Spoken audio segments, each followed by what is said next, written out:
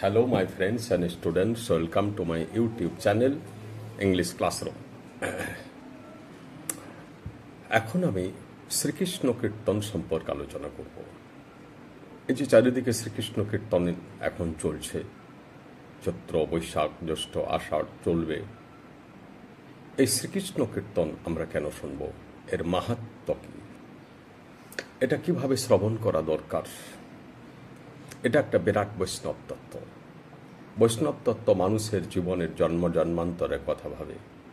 এটা আমাদের এসেছে বেদান্ত ফিলসফি থেকে, বৈদান্তিক শাস্ত্র থেকে,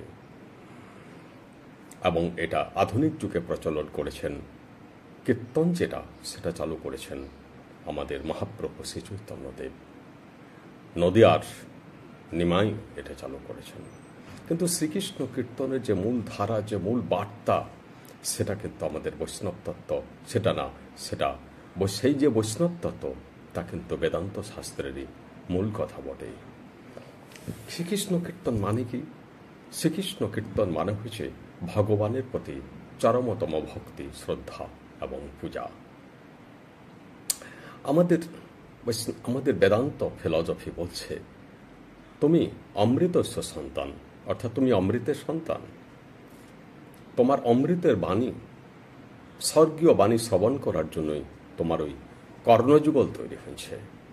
দুটি কানে তুমি খুব খুব মনসংযোগ সহকারে, উইথ ফুল কনসেন্ট্রেশন, তুমি এই দুটি কানে ভরে ভরে নেবে সেই মধুর গান। তোমার এই কলিযুগের এই যে সুন্দর মানব জীবন, এটা সার্থক হবে শ্রীকৃষ্ণ কীর্তনের মাধ্যমে। তুমি অমৃতের সন্তান, মানে তোমার মধ্যে কোনো পাপ নাই, তুমি পাপী হতে পারো না। আমাদের স্বামীজি বলেছেন, বিবেকানন্দ, কাউকে পাপী বলা মানে অন্যায়। যে পাপী বলছে সে অনেক বেশি পাপ করছে। কেউ পাপী নয়। আমাদের পরমাত্মা প্রচণ্ড পুণ্যবান। সে পুণ্য ছাড়া, সে প্রেম ছাড়া আর কিছু জানেই না। তার মধ্যে সুধা বা অমৃত ছাড়া আর কিছুই নাই। আমরা এই সমাজ থেকে নানা রকমের ভুল বুঝাবুঝি থেকে আমরা বিষ পান করে ফেলি, কিন্তু আমরা অমৃতের সন্তান এবং আমরা চির অমর। আমরা জন্ম জন্মান্তর অমর। এটা শুধু মনে রাখবেন ৮০-৯০ বছরের খেলা নয়। এটা আমাদের মনে হয় যেটা একটা ৮০-৯০ বছরের খেলা, তারপরে কিছুই নাই। কিন্তু এই মানব জন্ম এ অমর। মৃত্যু মানে শেষ নয়, মৃত্যু মানে রূপান্তর। আমাদের জন্ম জন্মান্তরে এই আত্মা রূপান্তরিত হতে হতে চলেছে। আমাদের বডিটারে, ভুল বললাম, বডিটা রূপান্তরিত হতে চলেছে, কিন্তু আত্মার কোনো রূপান্তর নাই। ও বারবার এই বডিতে প্রবেশ করে আমাদেরকে বারবার জীব হিসাবে গঠন করে। তাই বলা হচ্ছে যে খুব যত্ন সহকারে, খুব মনোযোগ সহকারে শ্রীকৃষ্ণ কীর্তন শ্রবণ করুন। আমাদের মহাপ্রভু শ্রী চৈতন্য কীর্তন, আধুনিক ভঙ্গিতে যে শ্রীকৃষ্ণ কীর্তন, খোল করতাল নিয়ে যে শ্রীকৃষ্ণ কীর্তন করা হয়, মন্দিরা হারমোনিয়াম, ডুগি তবলা নিয়ে যে শ্রীকৃষ্ণ কীর্তন করা হয়, তা বিশেষভাবে এই জিনিসটাকে চালু করেছেন আমাদের নদিয়ার নিমাই। ভজ গৌরাঙ্গ লহ গৌরাঙ্গর নাম রে, এই নাম নাও, তাহলে তোমার পাপ ক্ষয় হয়ে যাবে। ভজ গৌরাঙ্গ, কহ গৌরাঙ্গ, লহ গৌরাঙ্গের নাম রে, তাহলে তোমার জীবনের সমস্ত দুঃখ, জন্ম জন্মান্তরের পাপ আপনার চলে যাবে। কিন্তু শ্রবণ করার মধ্যে আপনার মনসংযোগ, আপনার প্রতি সচেতনতা থাকা চাই। শুধু শ্রবণ করছি, নানান রকম গল্পের মাঝে শ্রবণ করছি, কীর্তন শুনতে শুনতে সাংসারিক ছোটোখাটো গল্প করছি, এইসব তেল মশলা আলু পেঁয়াজের গল্প করছি, তাহলে কিন্তু শ্রীকৃষ্ণ কীর্তন শ্রবণ হলো না। আপনার বডিটা রইল, কিন্তু মনটা অন্য জায়গায় চলে গেছে। মনই তো সব, আপনার মনই সব, বডিটা এমন কিছু নয়। মন না থাকলে বডি কাজ করে না। আপনি মনটা আপনি কোন দিকে রেখেছেন?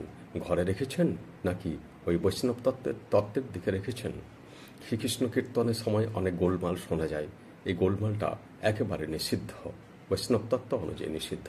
কারণ যখন ওখানে কীর্তন করা হয়েছে তখন এটা বৃন্দাবনে রূপান্তরিত হয়েছে, রাধাকৃষ্ণের সমাগম ঘটেছে ওখানে।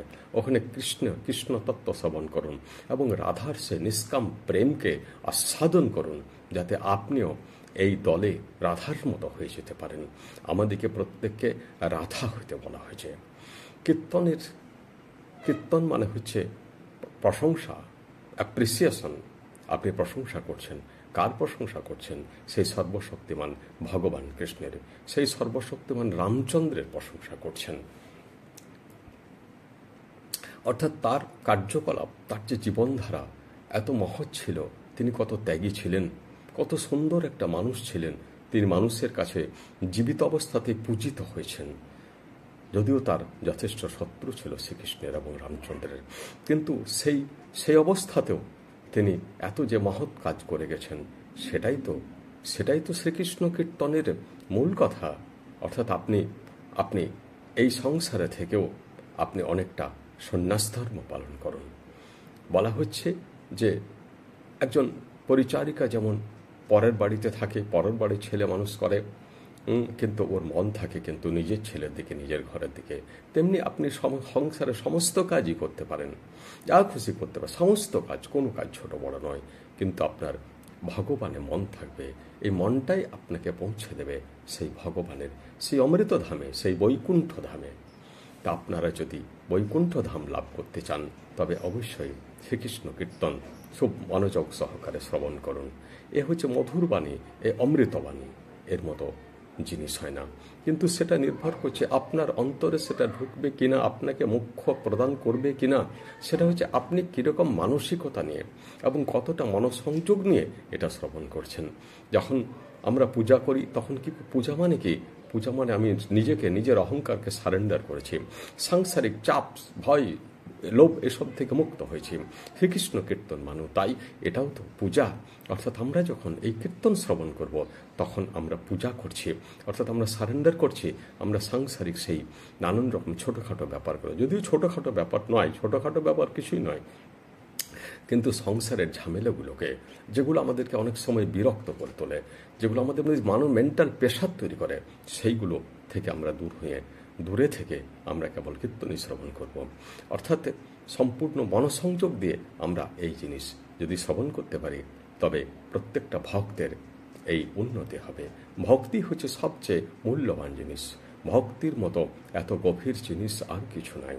বুদ্ধি খুব ভালো জিনিস, কিন্তু বুদ্ধি একটা ধারালো ছুরি। ব্যবহার করতে না জানলে এই ছুরি দিয়ে আপনি অনেক কিছু কেটে ফেলবেন, অনেক প্রয়োজনীয় জিনিস কেটে ফেলবেন, মানুষকে কেটে ফেলবেন, সমাজকে কেটে ফেলবেন, দেশকে কেটে ফেলবেন, এমনকি নিজেকেও কেটে ফেলবেন। অর্থাৎ বুদ্ধির সাথে ভক্তি যোগ হলে, শ্রদ্ধা যোগ হলে তবেই সেই বুদ্ধি সৃজনাত্মক হয়। এই ভক্তি যোগ করতে আমাদের শ্রীকৃষ্ণ কীর্তনের আর জুড়ি নাই। শ্রীকৃষ্ণ কীর্তন এক প্রকৃষ্ট উপায় আপনার জন্মান্তরের মোক্ষ লাভের জন্য, আপনাকে উদ্ধার করার জন্যে, নিজেকে উদ্ধার করার জন্যে আপনাকে শ্রীকৃষ্ণ কীর্তন শ্রবণ করতে হবে। কীর্তনীয়ারা খুব মধুর বার্তা পরিবেশন করেন কীর্তনের আসরে। তো সেই মধুর বার্তাকে আপনার কর্ণে যুগলে প্রবেশ করার জন্য আপনাকে সম্পূর্ণ মনোসংযোগ দিতে হবে। সেই সময়টাই আপনাকে সমস্ত কিছু ভুলে যেতে হবে। আপনি আনন্দমনে শ্রীকৃষ্ণ কীর্তন যাওয়ার জন্য বাড়ি থেকে যাত্রা করবেন, আনন্দমনে আপনি শ্রবণ করবেন এবং আনন্দমনে বাড়ি ফিরবেন। শ্রীকৃষ্ণ কীর্তন এখন চারিদিকে হচ্ছে, শ্রবণ করুন এবং শান্তিপূর্ণ পরিবেশ বজায় রাখুন। আমাদের রবীন্দ্রনাথের একটা গান আছে খুব সুন্দর, বলছেন, মন রে মন তুই ফেলে এসেছিস কারে মন, মন রে আমার তাই জনম গেল শান্তি পেলি না রে মন, মন রে আমার। এই শান্তি আমরা কাউকে যেন ফেলে এসেছি, আমরা পূর্ণরূপে মনকে পাইনি। অর্থাৎ জন্মান্তরে কর্মফল হেতু আমরা আমাদের পূর্ণরূপে আমিকে পাই না। তাই এই অপূর্ণ আমিকে চিনতে পারে না। তাই আমিকে নিজেকে পূর্ণ করতে হলে শ্রীকৃষ্ণ কীর্তনের মতো একটা প্রকৃষ্ট জিনিস আর বেশি পাবেন না। শ্রীকৃষ্ণ কীর্তন বলুন, রামচন্দ্রের কীর্তন বলুন, সবই অত্যন্ত মহৎ জিনিস। এই জিনিসের মধ্যে ডুবে থাকতে বলছে আমাদের শাস্ত্র। পরম সন্তোষ পাওয়া যায়, পরম প্রশান্তি পাওয়া যায়। আমাকে পছন্দ হলে লাইক দেবেন, কমেন্ট দেবেন, শেয়ার করবেন এবং সাবস্ক্রাইব করবেন। নমস্কার।